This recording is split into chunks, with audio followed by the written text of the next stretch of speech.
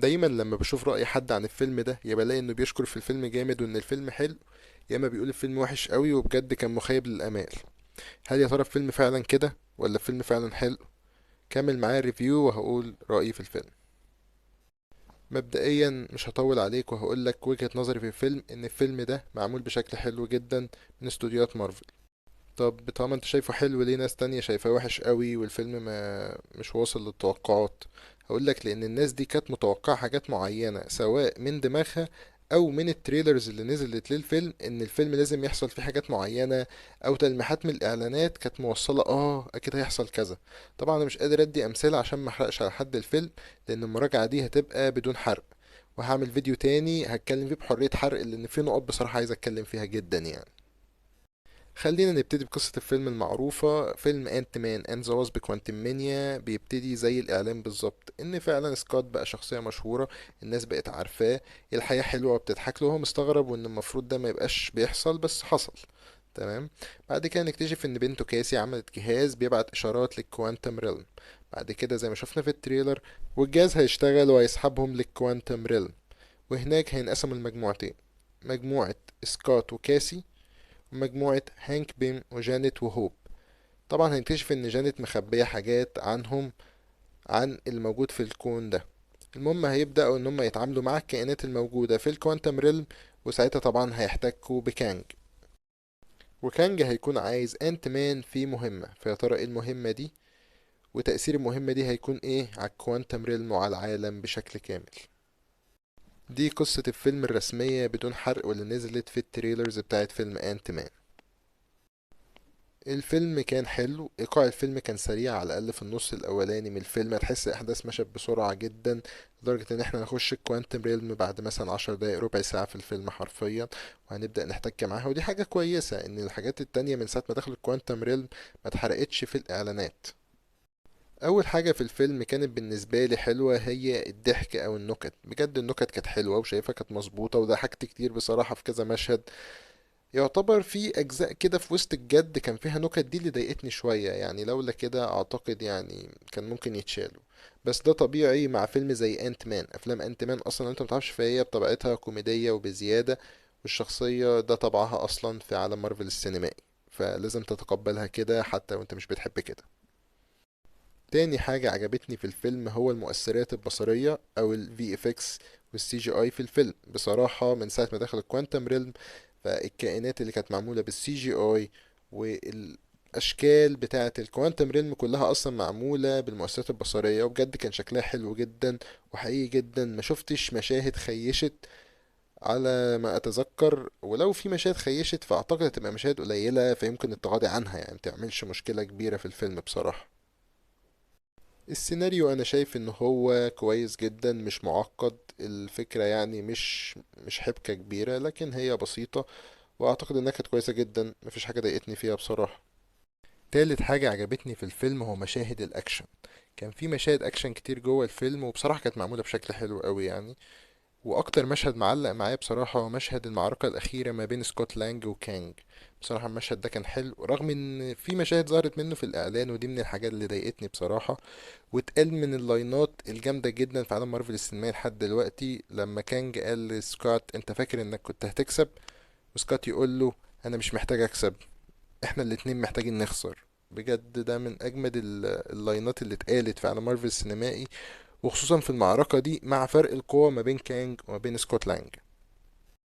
اداء الممثلين في الفيلم كان حلو جدا، بس بنت سكوت لانج كنت حاسس في حاجة مش مظبوطة في الشخصية، يعني كنت حاسس ان انا ما خدتش وقت مع الشخصية عشان افهمها وارتبط بيها وابقى متفهم ايه مشاكلها، رغم ان دوافعها باينة يعني في الفيلم، بس كنت حاسس بحاجة مش مظبوطة.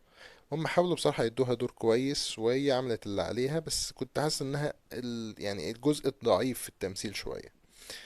عندنا برضو شخصية كانج. الممثل جوناثان ميجرز فعلا زي ما النقاد قالوا في الرأي المبدئي للفيلم كان رائع فعلا، هو بيخطف من الناس الكاميرا.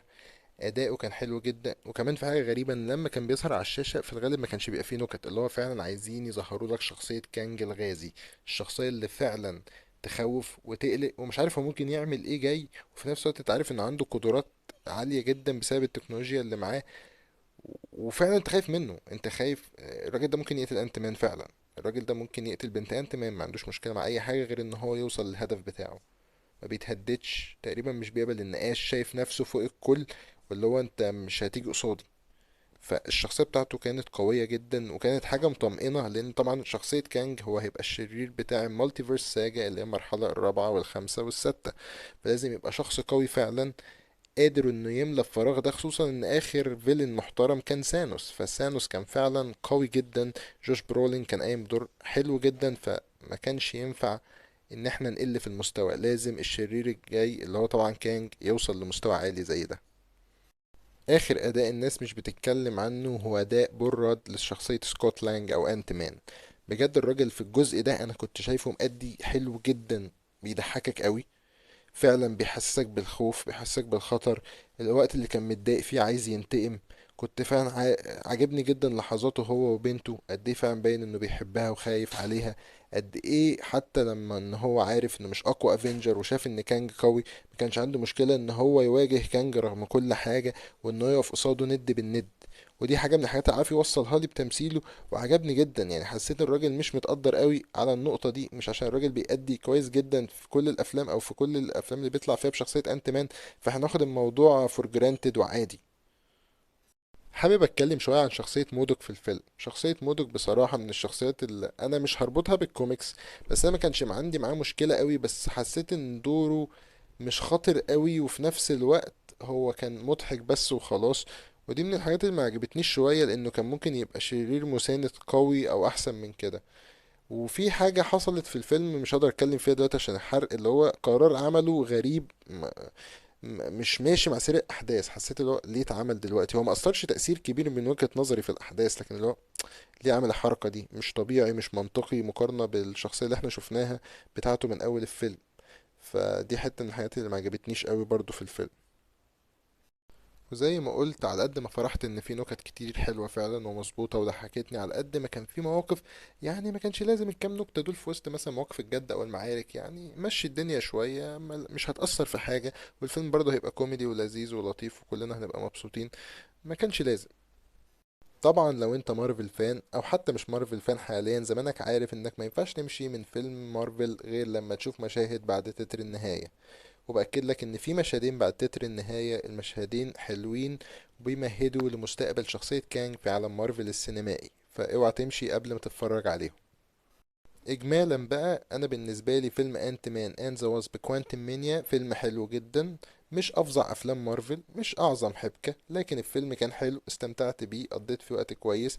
في مشاهد مؤثرات بصرية جميلة جدا، عندك شرير فعلا خطير ومرعب، وهيعجبك الأداء بتاعه أصلا طول الفيلم، وهتبقى عايز أكتر. اللي هو أنا شفته بس أنا عايز مشاهد أكتر، عايز أشوفه أكتر، ودي حاجة حلوة لأنه مكمل معانا أصلا في عالم مارفل السينمائي.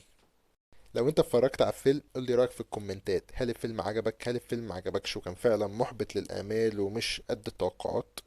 ولو انت ما اتفرجتش على الفيلم، رأيي انك تتفرج على الفيلم وتحكم عليه بنفسك، لان ده هيختلف من واحد للتاني، وفكك من آراء الناس والنقاد، احكم انت بنفسك. لو انت بتتفرج لحد دلوقتي فعاش جدا ليك. متنساش تعمل لايك لو الفيديو عجبك، واستنوا مراجعتي للفيلم بالحرق كامل عشان في كام نقطة عايز اتكلم فيهم. سلام.